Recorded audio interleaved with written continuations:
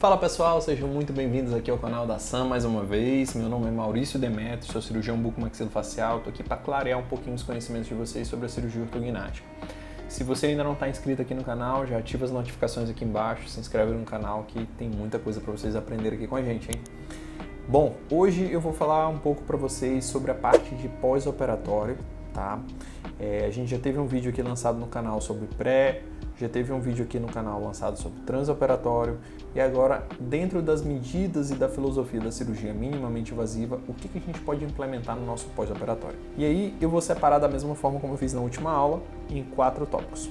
O primeiro dele, o acordar do paciente, o momento imediatamente pós-operatório. Segundo, gelo ou hiloterme, a gente vai comentar sobre isso. Terceiro, fisioterapia. Quarto, laser terapia. Tá? São coisas que eu acho que são bem relevantes para a gente comentar acerca do pós-operatório dos pacientes. Tá? Vamos começar sobre o acordar do paciente, né? A parte inicial, pós-operatório imediato. E aqui eu vou mostrar um vídeo para vocês, onde vocês vão ver o momento da extubação do paciente. Nesse momento ele está com a frequência cardíaca extremamente controlada, pressão arterial 8/5, o paciente está sendo extubado, literalmente como se ele estivesse ainda dormindo, dentro de um sonho. É uma coisa extremamente tranquila, nada muito agitado, de forma a não levantar a pressão do paciente em momento algum, não fazer com que ele exerça força naquele momento recém-operado, para não haver extravasamento de sangue, para que não haja um hematoma, para que não haja algo fora do nosso controle, para que as nossas feridas fiquem o tempo todo sequinhas, tá? Então, esse momento da extubação ele tem que ser o mais tranquilo possível. Segundo ponto, o hiloterme e compressas de gelo. Antes da gente começar, eu vou colocar para vocês um estudo piloto que foi feito pelo Majid Hanna, um cirurgião lá de Hannover, na Alemanha, na qual ele compara o uso de compressas de gelo convencional com o hiloterme. Ele mostra que o hiloterme, ele, por manter essa temperatura contínua, na face do paciente, você tem menos formação de picos hipertensivos, que são gerados geralmente pela variação térmica. Na prática, lógico que esse aqui foi um estudo piloto, existem outros artigos, esse foi o estudo inicial lá em 2011, existem outros artigos já explicando um pouco como funciona a história do hiloterme. Para quem não conhece, o hiloterme é uma máscara que vai ficar no rosto do paciente, alimentada por uma máquina, onde há um fluxo de água o tempo todo com uma temperatura controlada, passando por essa máscara e resfriando a face do paciente. Como eu vejo isso? Hoje, a gente vê que para o paciente ele tem uma certa sensação de conforto de estar utilizando esse equipamento. E, de certa forma, ele, por manter a temperatura constante, ele acaba dando uma tranquilizada na questão do edema pós-operatório. A gente vê que no artigo já inicial dele, ele vê que ele conseguiu obter um controle melhor do edema pós-operatório em pacientes que estavam utilizando o hiloterme em detrimento a compressas de gelo convencional. Em um local muito quente, como exemplo, hoje eu resido no Nordeste e as temperaturas aqui, querendo ou não, elas são um pouco mais elevadas do que em outros locais. Então, em locais muito quentes, o fato de você ter um equipamento para controlar a temperatura facial do paciente é muito mais tranquilo e muito mais benéfico do que você ficar o tempo todo trocando compressas de gelo, tá?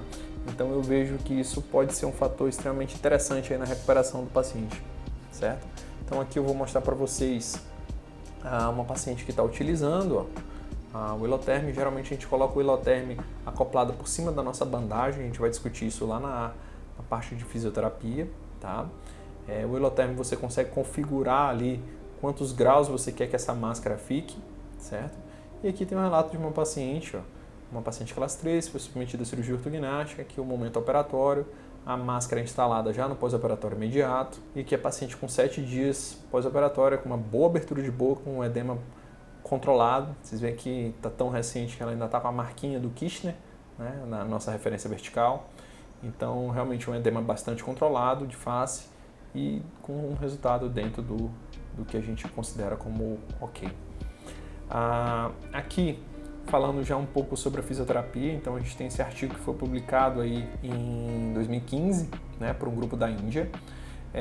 Esse artigo ele mostra a relevância que tem essas kinesiotapes, essas fitas que são utilizadas muito até por jogadores de futebol, de basquete, como faixas de recuperação. Como é que essa fita funciona? Ela tem uma elasticidade que ela deve ser colocada na pele e faz micromovimentações de forma até a propiciar uma certa drenagem no local. E também ela vai impedir que esse edema ele expanda demais, ou seja, aqueles edemas muito grandes, de forma a causar um espaço morto no paciente muito grande, um hematoma muito grande. Geralmente eles ajudam muito na prevenção disso. Então é uma faixa de contenção mesmo de edema. Então aqui está demonstrando mais ou menos o passo a passo aqui de como que a gente utiliza ela. E a gente também, né, faz uso da fisioterapia de forma precoce. No centro cirúrgico, o fisioterapeuta da gente vai logo direto para o bloco cirúrgico, o Alexandro. Nesse momento ele já faz algumas atividades com o paciente, de abertura de boca, de mandar beijinho, de tentar sorrir, de fazer com que essa musculatura da mímica facial se movimente o mais precocemente possível. É lógico que nesse momento a gente não coloca carga, não coloca nada demais, mas a gente estimula essa movimentação logo no momento em que o paciente acorda. A fisioterapia precoce é a mesma coisa que se repercute em outras especialidades. Vou soltar o exemplo desse artigo aqui. É um artigo que não randomizado, mas é um estudo controlado, tá? Que foi publicado a respeito da artroplastia, né, de quadril e a necessidade de movimentação precoce. A gente já viu várias vezes, a gente vê até em filme, né, alguns pacientes que ficam dando a volta na enfermaria, né, para poder tentar já uma mobilização precoce de alguma coisa. Então isso é muito importante, tá, em vários aspectos. E da mesma forma, a gente tenta estimular a abertura de boca, a gente tenta estimular a movimentação da mímica facial de maneira mais precoce possível.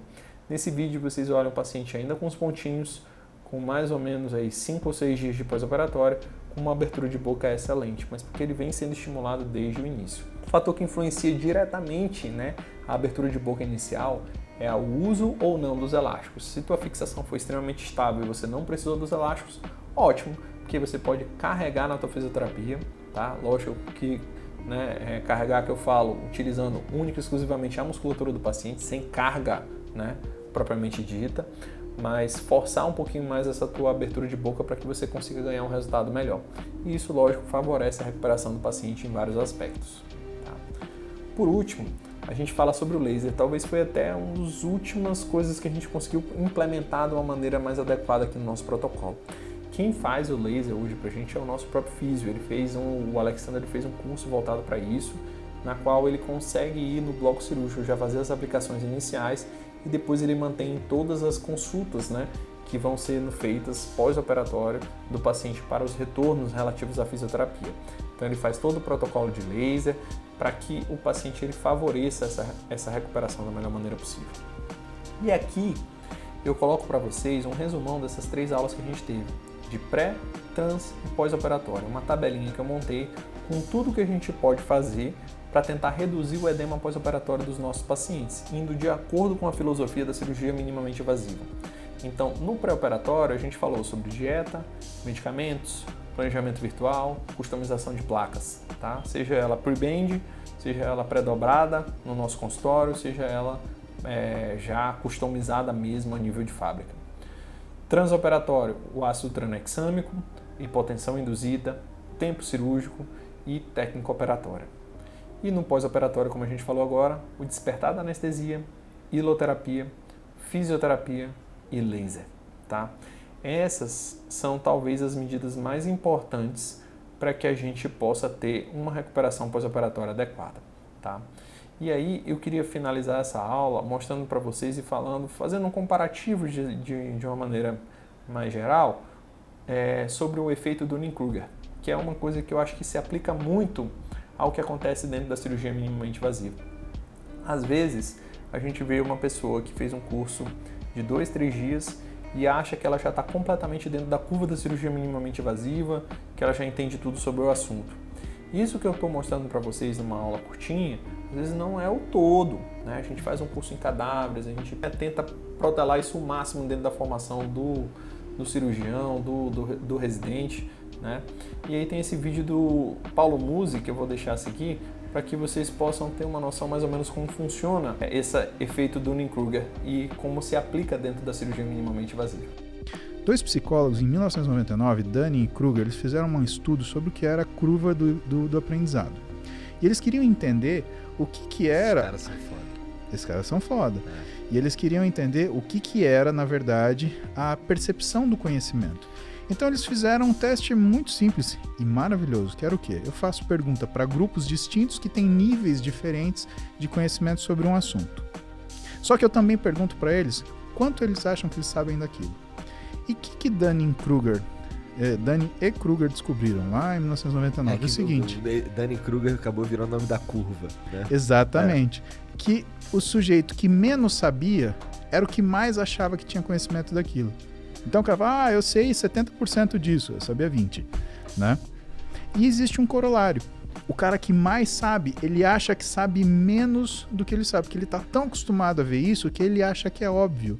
E é o que explica, por exemplo, por que seu professor da faculdade, às vezes ele dá uma aula dificílima. Não é porque ele é chato, é porque ele acha que você sabe exatamente aquilo e que ele não está conseguindo adicionar nada para você. Porque como ele vê aquilo todo dia, todo ano, sempre, para ele é tão óbvio que ele acha que para você também.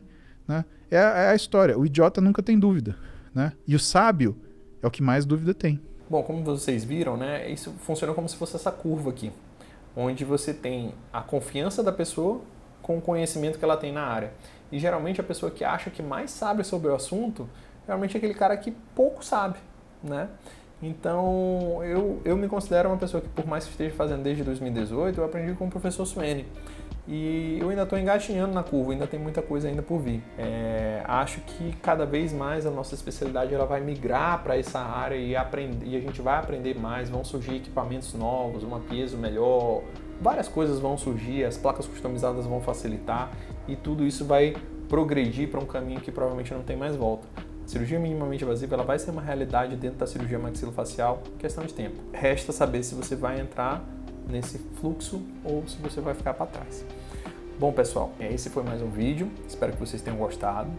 Sigam a gente aqui no canal, ativem o sininho, participem aqui das nossas coisas aqui no canal e fiquem sempre atentos que a gente vai soltar bastante conteúdo aí para vocês, beleza? Um grande abraço e até a próxima.